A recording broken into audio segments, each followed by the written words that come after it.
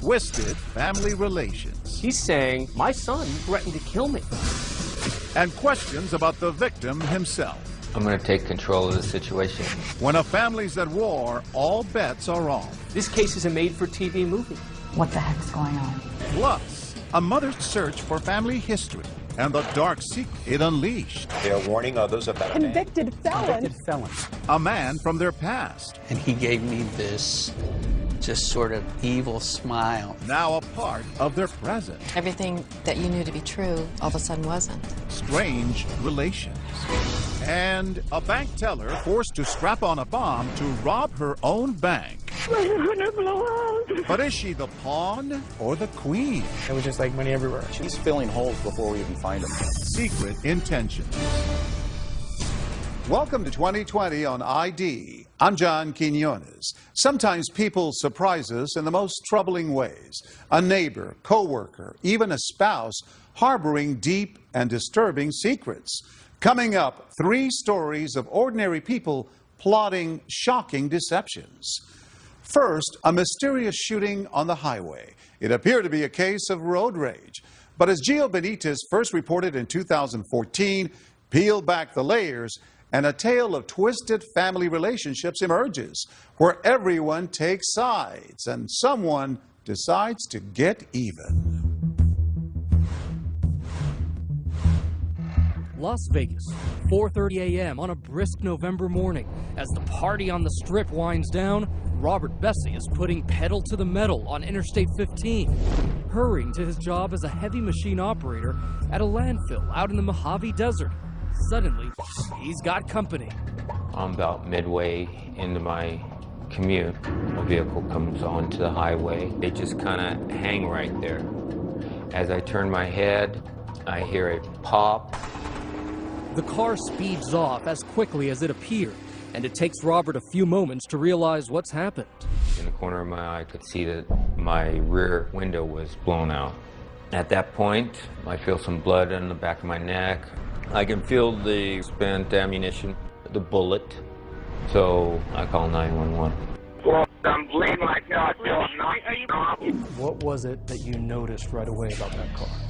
The gold color of the fender. Robert is rushed to Las Vegas University Medical Center, where doctors do, in fact, remove a single bullet from his neck. As you can see from this photo of his wounds, his odds of survival were longer than drawing an inside straight flush at Caesars. Because I was turned and it hit the skull, that's what stopped me from dying. Authorities are puzzled. It's a scary situation, but So it's no surprise local reporters paint Robert Bessie's shooting as a road rage story at first. road rage, which authorities say could be the case here. But as detectives interview Robert in the hospital, he presents a far stranger explanation of how that bullet wound up in his neck. You have family drama combined with wild allegations. This case is a made-for-TV movie. 20 years ago, Robert Bessie married Amy Pearson, a blonde-haired, blue-eyed stunner. It was great. I love my wife. He treated me like a queen. They each have 2 children from previous relationships, then they have 3 more together. In this photo from a Disneyland vacation, they're your average, happy family. Nothing in the world matters to me but my kids. Our email address was the Bessie Bunch, after the Brady Bunch. There's 7 kids and 2 parents, so 9 of us. It was hectic. It was never boring. She may dye her hair these days, but Allie, who became Robert's adopted daughter, says that's because growing up, there was another side of life with her new dad. Robert enforced strict codes of dress and behavior. They wanted us to seem like the perfect family when behind closed doors, it was hell. According to Amy's sisters, Mary Johnson and Donna Speakman, Robert even dressed his once glamorous wife. Amy wasn't allowed to wear certain clothes. It was loose and baggy, nothing to show form. It came to a point to where Robert would lay her clothes out in the morning before he went to work. And that's when we started going, wait a minute, Amy, what's going on? And what would she say? She's like, I'm being obedient to my husband. The family says you were controlling. Were you? When I meant no, I meant no. When I meant yes, I meant yes. Is that controlling? I don't know. For years, Amy was okay with that arrangement. Being a wife is exactly what I was made to be. But the same could not be said for her firstborn son, Michael, who became Robert's adopted son. He was a disciplinarian. This was not his biological child. There were problems. As Michael grew up, he was so intimidated from Robert because he couldn't do anything right. As soon as Mom's little soldier turns 19, Michael makes his escape, ditching the discipline of his desert home for the relative tranquility of the U.S. Army. Michael joining the Army, was that to get away? He wanted to become a man, that was his words. After a tour of duty in South Korea, Michael returns, a different person. He was so changed. He stood tall. He would look you right in the eyes. So now, here we have Robert, the man of the house. Did they butt heads? Michael had grown a pair at this point. 2 alpha dogs fighting. It just got worse and worse and worse. The animosity and the level of all of it. It all comes to a head in 2012, 6 months before the shooting. Robert moves out and divorce proceedings begin. Good morning, we're here on Bessie versus Bessie. I did what was right and I got away. It's time to move on. But had everybody really moved on? No, not according to Robert. From his hospital bed, Robert tells police that adopted son Michael still harbors a burning rage. He's not just talking about typical problems in a family. He's saying, my son threatened to kill me. And so the authorities now have a real lead. But Michael insisted he'd spent the night before with his mom over at his Aunt Mary's house, everyone enjoying a big spaghetti dinner. And Amy tells police he was home with her the rest of the night. Did you stay there at your house? Yeah. Did Michael leave the house? No. And remember, Robert specifically recalled that the shot came from a gold SUV. Michael drove a pewter gray Bronco.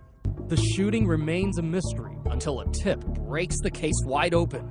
The suspect's vehicle was a gold-colored Chevy Tahoe or Suburban. Thanks to news coverage, a trucker reports seeing a gold SUV at this gas station the morning of the shooting, just a few miles from the interstate. If Robert hadn't said gold SUV, we don't have our key piece of evidence. Police head here and check the security cameras. In a word, bingo, and we're not talking scratch off. That's Michael there, buying a Monster energy drink and snacks at the counter with his Uncle Rick, Amy's brother, and an ex-con fresh out of prison. And in that video, there was a little smile, wasn't there? Oh yeah, there was a smirk for sure. And that for you, was that chilling? Absolutely. After scooping up their munchies, the two get into the SUV and drive off in the direction of I-15, where Robert was about to be shot. Soon, police track down that SUV. It belongs to Uncle Rick's girlfriend. In short order, they slap the cuffs on a gang that literally couldn't shoot straight. Police say they made an arrest in a shooting on I-15. Case closed? Not by a long shot. Police are about to unearth more stunning revelations about the Bessie bunch. Robert Bessie was suggesting that Michael wants his mother to himself. And is the victim of the shooting guilty of something himself? Did you hit Amy? What the heck's going on? What is going on? When we return.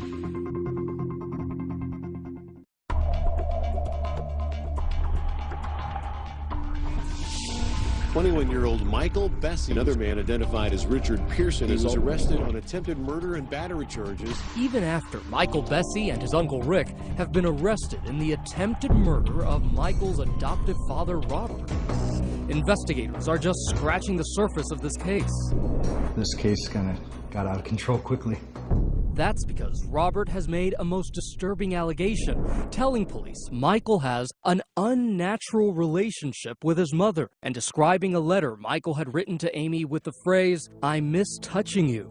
There is no question that Robert Bessie was suggesting that Amy was having an incestuous relationship with Michael. By making these allegations, he is suggesting a possible motive, that Michael, his adopted son, wants him out of the picture so he can have his mother to himself. Robert kept insisting that Michael was getting too close to his wife. It's ludicrous. He was jealous. He was jealous. Amy denies there was ever anything wrong about her relationship with her son. and she's making an alarming allegation of her own.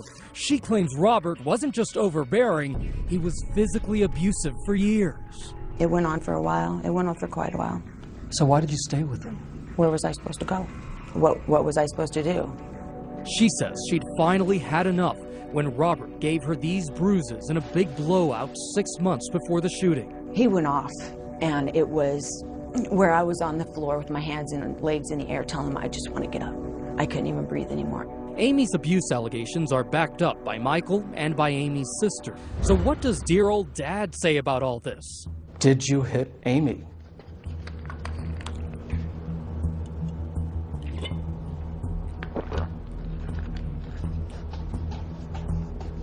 I'm going to take control of the situation. I won't talk about anybody in my family, and that is me taking control right now. And that is my example of controlling.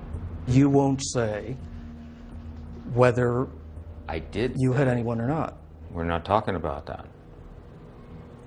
Police are now exploring a new theory, that Robert's estranged wife hated him enough to have plotted his murder with Michael and Uncle Rick. Were they just pawns in this game, and was Amy the queen? We suspected Amy was involved because she was the one that directly benefits from Robert's death. She's the mastermind. But prosecutors don't think Amy's motive was her safety. Robert had already moved out of the house and was keeping his distance. No, they say, it's something much simpler, something folks in Vegas would understand. A jackpot. She was the beneficiary of his life insurance policy. And that life insurance policy was worth $250,000. But Amy told police just what she told us. Sitting here today, you can say you had absolutely nothing to do with that shooting. Positively. Absolutely. Nothing. Her alibi, the same as Michael's. She says she was at that spaghetti dinner at her sister's house the night before, then went home and was asleep in bed when the crime occurred. A month after Michael's arrest, Amy is still in the family home with her kids, being a mom. That's when a bombshell explodes in the district attorney's office. We had a jailhouse informant send a letter actually to Sam's desk. Michael has been spilling his guts to a snitch, saying Mommy had murder on her mind. As I read the letter, there were a number of details that he provided. Among those details, that Amy had been plotting Robert's murder for months. Robert and Amy had the big blowout that spawned the whole divorce proceedings. I think that's when she started to plot his death. And the letter also blows up Amy's alibi and puts her near the scene of the crime. Michael has told the snitch Amy didn't stay home in bed. In fact, she drove to a diner just down the highway from the shooting, picked up Michael, and helped him get away. The noose is tightening. At that point, did you think you would be arrested? No, I didn't have any idea about any of it. That is beyond me. That is evil. The prosecutors aren't buying it. They charge Amy with 7 different felony counts and get ready to take her to trial. Amy Bessie is charged with plotting to kill her husband in a drive-by shooting, with her brother and her son carrying out the crime. As the trial begins, the prosecutors come out swinging. Hell hath no fury as a woman scorned, and that fury is the rage that she felt against her husband, Robert Bessie. They tell the jury that they now have evidence Amy had hatched schemes to off her husband, not once, not twice, but she tried at least 3 times. What follows is a parade of would-be and wannabe assassins. Enter Courtney Smith, Michael's ex-girlfriend. She testified that Amy spoke about that insurance policy incessantly. She said that it was for $250,000 and that she had made the comment that he was worth more dead than alive. And Smith says she was in on one of the first unsuccessful murder plots, a failed attempt to poison Robert on Father's Day. Death would be delivered in a can of Red Bull laced with arsenic. Who delivered that Red Bull to Robert? I did. Who actually handed it to you to deliver to Robert? Amy. The defense draws out that Courtney has an axe to grind with Amy. And then you have a conversation with police, during which you describe Amy as a bitch. She can be. Up next, Vincent Sweeber, Michael's biological father. Prosecutors say Amy tried to recruit him as a hitman too. There come a point in time where she asked you to make him disappear. Yeah. Okay. What did you take that to mean? Dead. The third time was the charm. Prosecutors say Amy decided to keep things in the family, turning to her baby brother, ex-con Rick Pearson, recruiting him and her own son Michael to do her dirty work. Everything leads back to Amy Bessie. Did you ever tell Rick or Michael or both, did you ever tell them, I wish he was dead? No. Not in those words. I did make the comment in front of everybody in my family that I wish the son of a bitch was dead. So in front of your family, you told them, I wish he was dead? Yeah, as a blanket statement, not somebody do this for me, somebody do this for me, like it was portrayed at trial. That quote is one of those things that you wish you could take back. But there's no going back now. Prosecutors are finally ready to lay out their chronology of the crime. It is the night before the shooting. Amy and Michael are at that spaghetti dinner at Aunt Mary's. At 10:44 p.m., prosecutors say a telltale text is sent from Uncle Rick to Amy. Rick was communicating with Amy and saying, well, just everybody there, I love it when a plan comes together. 1:47 a.m. The plan is afoot. Prosecutors say the three conspirators go silent on their cell phones. 3:28 a.m. Michael and Uncle Rick pick up that energy drink and get spotted by the gas station security cameras near the scene of the crime. She said if her tweaker brother hadn't stopped to get an energy drink, they would have never gotten caught. 4:35 a.m. The plan is executed on that lonely stretch of Interstate 15. Who do you think pulled the trigger? It's impossible to say. And at 5:07, yet another boneheaded mistake. Uncle Rick calls Amy, pinging a tower nearby the crime scene. There's no question this was amateur hour. Staring at a maximum prison sentence of 91 years, Amy rolls the dice, testifying on her own behalf.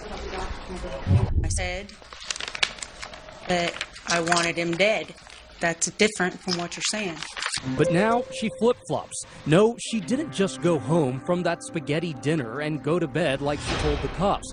On the stand, she says she did drive to that diner to pick up her son Michael, but it was totally innocent. I went and picked him up. I never saw the vehicle. That's what my brother said. They had a flat, take Michael home. I said, okay. I sat and had a cup of coffee.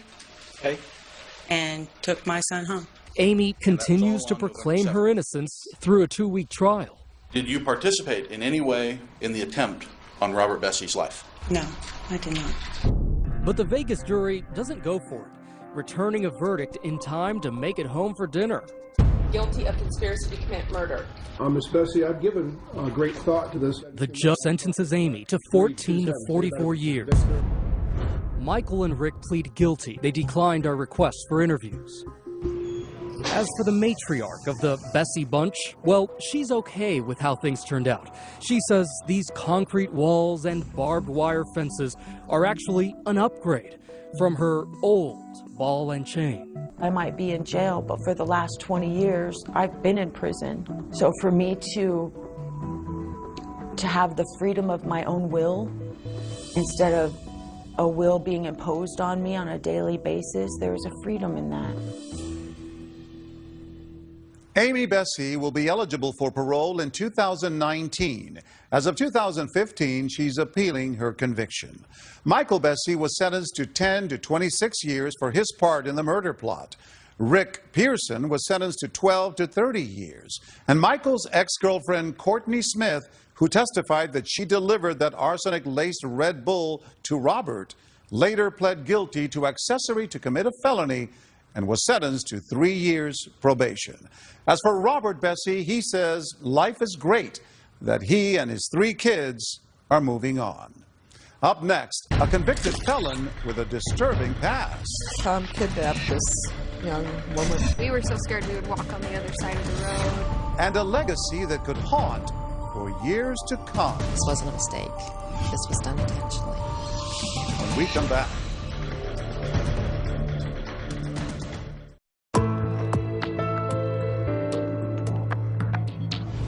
Sometimes deception can take years to unravel.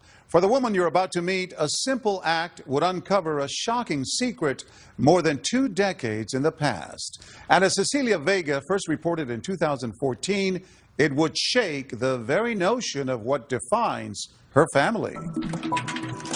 It started off as a hobby, researching family history. So it gets addictive. Yep, and boy, did I get bit by the bug.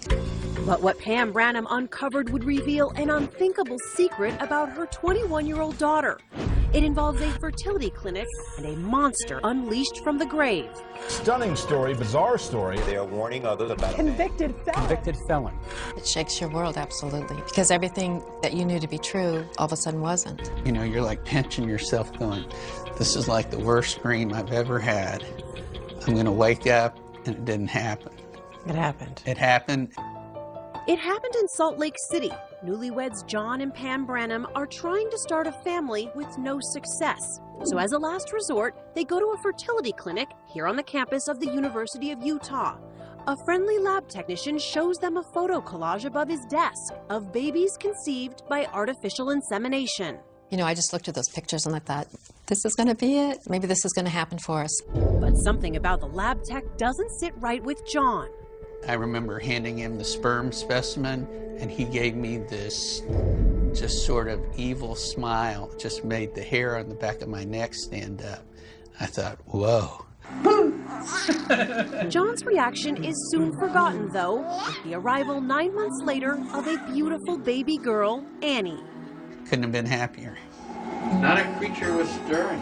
Flash through the years. First steps. Trick or treat. I love you, Dad. Look at her go. And the memories. She's musically inclined, and we always kind of wonder where that came from.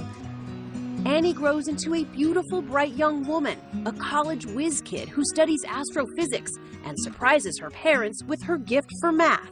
I barely made it through Calculus 1.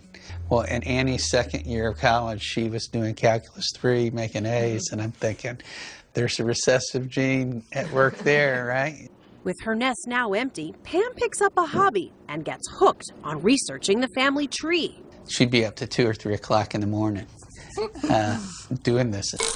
These days, anyone can stick a swab inside their cheek, go online, and for a few bucks, discover relatives and health histories they never knew they had. Pam Branham swabbed the whole family. I thought it was really interesting how it tells you about your health, it tells you where you come from.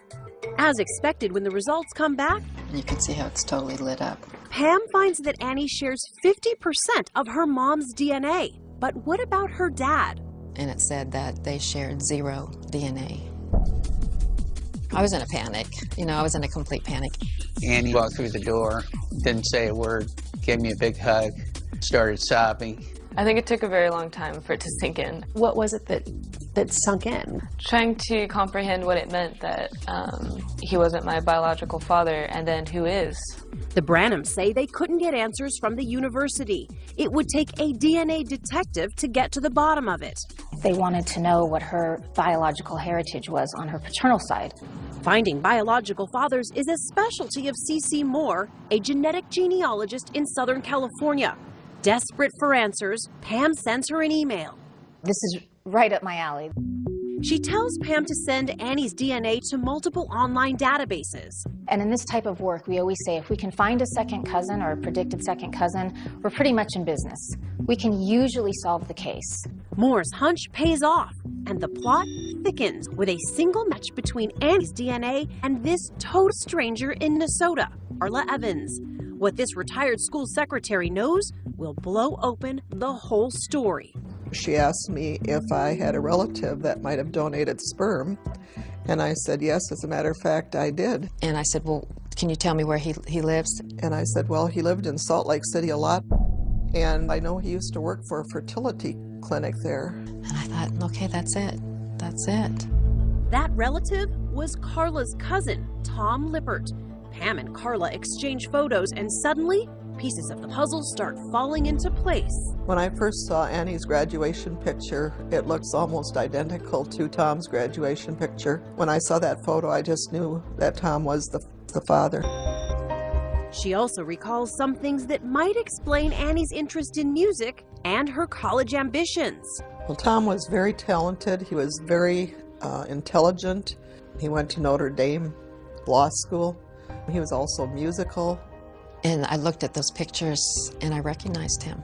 You recognized him? He was the man at the clinic. I could picture all those baby pictures behind him, the ones that he was so proud of. Oh, he made a big deal out of the fact that these were all the families that I've helped conceive. This is so creepy.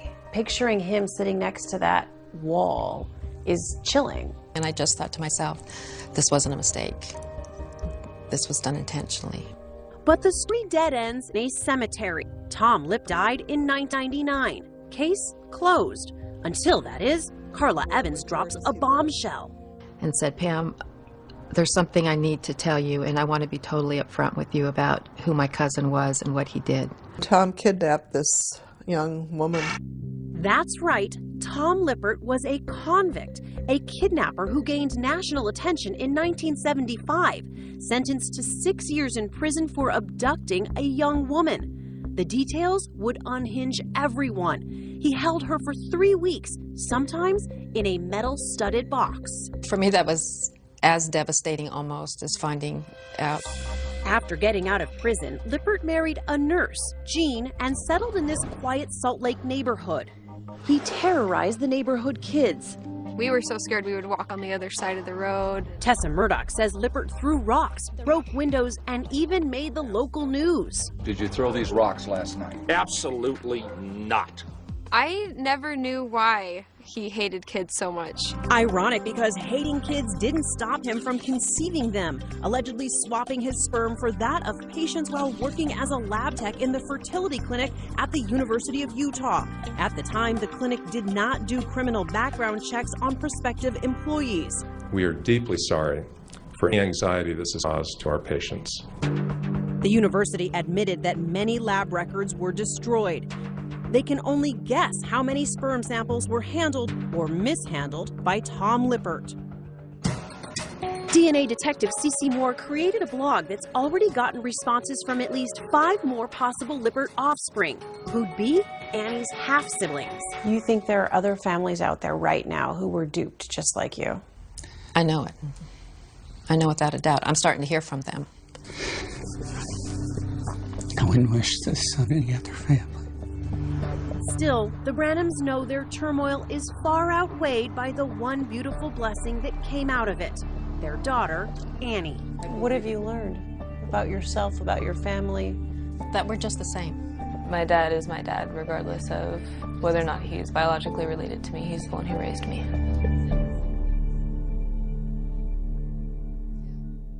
Annie Branham later graduated with honors in astrophysics and plans to apply to medical school.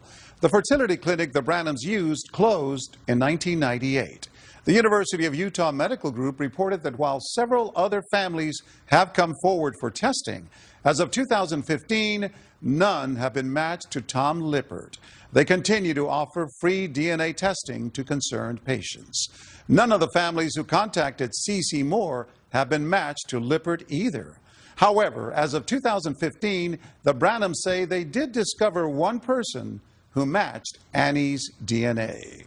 When we come back, a bank teller turned into a walking time bomb. I have something strapped to me. But the real bombshell is the story behind it. You think you've seen it all, and then you find out that you haven't. When we come back.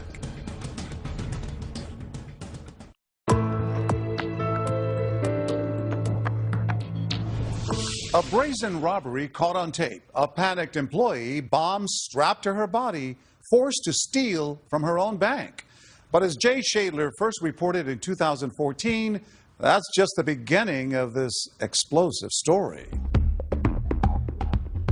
The sun's coming up over East Los Angeles, and a bank heist is going down. Breaking news out of East Los Angeles, kidnapping and robbery at a Bank of America. A longtime bank employee has been kidnapped, strapped with a bomb, and forced into robbing her own bank. Why have I have something strapped to me? Can you hurry? I'm so scared. We're coming, honey. I'm gonna blow out. Alerted, the LA bomb squad rolls out of its headquarters and heads to the bank on South Atlantic Boulevard.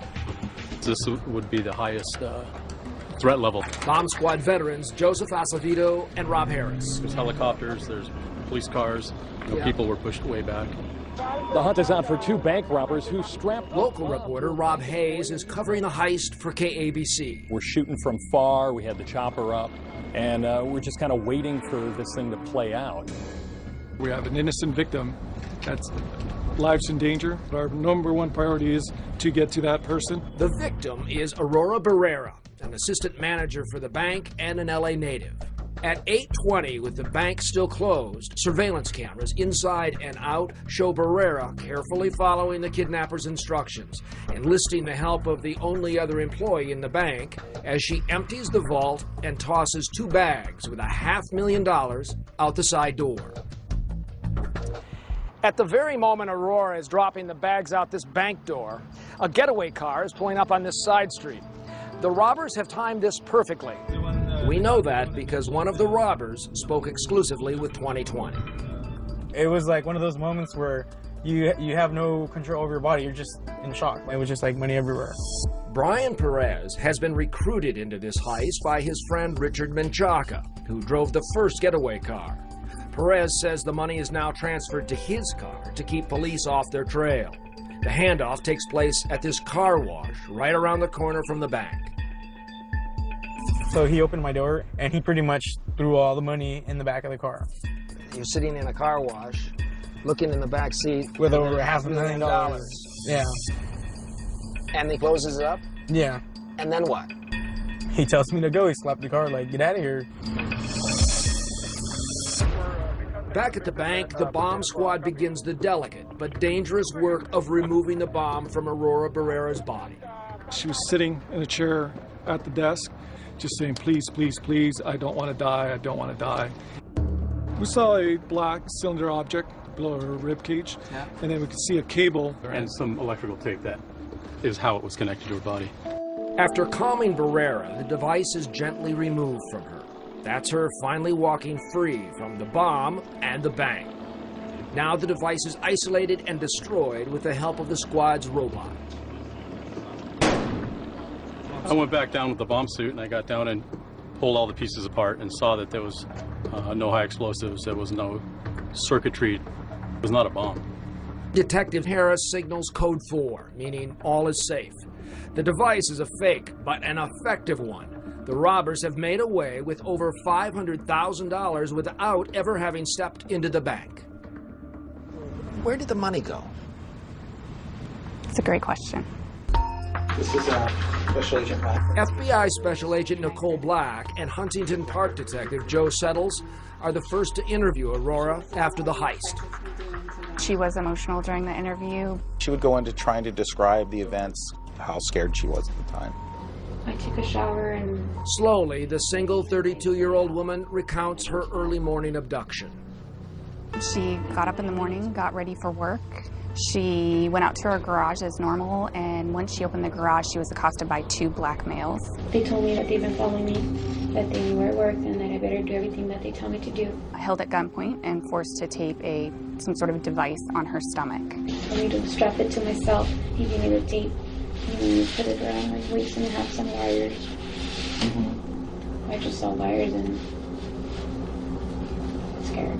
They gave me a backpack and they told me to stuff it with the money and to throw it through the side door. That if I didn't do what they told me to do, that I was going to get hurt really bad. As night falls, the search for Barrera's kidnappers and bank robbers goes on. Authorities are following leads, attempting to track down those 2 suspects who apparently... I know they were African American or black. All I could see was part of this right here, and the way they spoke.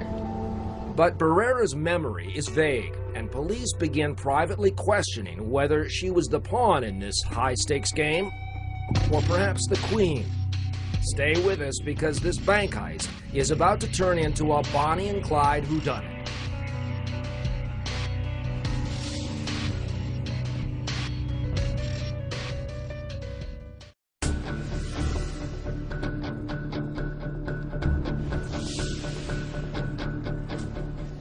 When we first met assistant bank manager Aurora Barrera, There was two men inside my garage, and they pointed me with a gun, and they strapped me.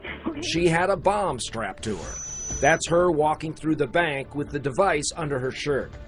Two mysterious robbers had kidnapped her and had forced her into looting more than $500,000 from her own bank. Forced to open the vault, throwing bags of cash out the back door. In addition to swarming media coverage, local detectives, prosecutors, and now the FBI are all involved in this bizarre case. Bank robbery, bomb, kidnapping. You got a trifecta there. But you can bet the story's just starting when the cops begin pressing Barrera. Looking for answers, they find only questions and doubts. I want you to make sure that you're thinking of all your senses. Red flag number 1, Barrera's demeanor on bank surveillance. At times, she buttons her jacket or kind of tries to potentially hold the device up as if it may be falling off. A reasonable person that would think they had a device strapped on them that was going to blow up. You'd think she'd be on eggshells the entire time. Right. And she wasn't. Red flag number 2, Barrera's long on dramatics, short on details. What did you hear? What did you see? What did you smell? She couldn't answer those questions for critical points in the timeline. It was like pulling teeth. One of the things that we noticed right away was that she had a tough time calling the device a bomb. She was very reluctant to say anything more than that thing. The other guy gave me the whole thing. He's the one that had that thing. He was holding the thing. And the bomb, as we know, turned out to be a hoax, leading to red flag number 3. Okay, so you're kind of holding it in place with your right arm, and then just putting some straps of tape there. Barrera says the electrical tape used to attach the device was torn with her own hands. the tape stretches when you try to tear it. Usually you need scissors to cut that sort of tape, which would create clean edges, and that seems to be the case in these photographs. And it would be very difficult to hold a device, hold a shirt up, tear or cut tape while being held at gunpoint. And finally, red flag number 4. Maybe we stuffed the bag mostly with singles. Instead of filling the bags with singles, as she claims, Barrera went straight for her bank's big bills. So what you can see is that Aurora, in loading up the money, took only the large bills and left behind the ones. If it was your bank and you were trying to protect it, you'd think you'd start with the ones and leave the hundreds behind. But all of these red flags are just circumstantial evidence. The license plate of the getaway car is not. Watch. Right after Barrera drops the money out of the bank's back door, her co-worker rushes to look out a side window, glimpsing the license plate and giving investigators a solid break in the case. The car is linked to Barrera's boyfriend, Ray Vega, an ex-Marine and a firearms instructor. Vega is cocksure of himself and a tad too angry when the cops call him in for questioning. I'm pretty pissed off. You could have called me, man. I got hooked in front of a bunch of people that respect me and that I respected. That's really jacked up, John. He was very agitated. He was angry at the fact that he was being investigated for being part of the robbery. I may be a man or a dirtbag, but I'm not a bank robber. Try telling that to your accomplice, Brian Perez, who spoke to us in an exclusive interview. How would you describe Vega? Intimidating guy. Vega just came off as like a James Bond kind of wannabe. You look into his eyes and you kind of realize that he might not be totally sane. Perez, who will later become one of the chief witnesses against both Vega and Barrera, laid out the whole heist to us while driving through the key East LA locations. Basic plan was he had a girlfriend that worked inside, was going to be a bomb on her chest. She was going to throw money outside of a door. Someone was supposed to pick it up and drive off of it. What did you think? Crazy. In my mind, I was like, well, this guy's nuts. And yet, you agreed to it. I mean, yeah, I did agree to it. He threatened me. He could put a bomb in my car, my parents' car. Fearing Vega, Perez continues with the plan. That's him rendezvousing with Vega in a parking lot near the bank. Later, Perez transfers the loot to this suitcase and heads to a Ramada Inn 7 miles away from where the heist went down. Here, Perez, Vega, and the driver of the first getaway car, Richard Menchaca, were to begin splitting the spoils. Vega shows up. He enters through the door right there. First thing he looks, he doesn't even look at us. He looks at the money on the table. He just says, I can't believe it. You know, we got away with it. Is that what he says? Yeah. And is that what he says? They all might have gone scot-free if not for Ray Vega's king-size ego. Even in front of the cops, humility is not one of his strong suits. In fact, he's so confident in himself that he's basically begging you to go look for information on him. Yeah, he's filling holes before we even find them for us. Like this. If you guys can pull up my phone, you guys can see the history. Then you guys can see where it pinged off the cell phone towers where the hell I was. They did, and he wasn't. His phone was using cell towers 20 miles away when he was supposed to have spent all night at this day's inn. I do think he believed that he could convince us that his story was true. Enough so that we wouldn't look into it further. At trial, Brian Perez's testimony against his former accomplices proved crucial. He was sentenced to 5 years probation, but Vega got 14 years, Barrera 9. So was Barrera the mastermind of this heist, or just one of the players? She walked into the bank armed with a hoax explosive. I would always think that Aurora planned everything inside the bank because she knew the bank. She knew how to get into the vault. And the money made it out the side door of the bank, which was the ultimate goal. So to that extent, Aurora pulled it off. She did. In the end, while the criminals were caught, where's the money? If anyone has the answer to that, they can feel free to give our office a call. As for the bomb squad guys who were willing to risk their lives to save Aurora Barrera, I couldn't help asking. When you learned ultimately that she was part of the hoax, what went through your head? It was one of those moments where you think you've seen it all, and then you find out that you haven't, you know? As of 2015, both Aurora Barrera and Ray Vega are appealing their convictions. All the defendants were ordered to repay the money they stole from the bank. I'm John Quinones. Please join us next time for another edition of 2020 on ID.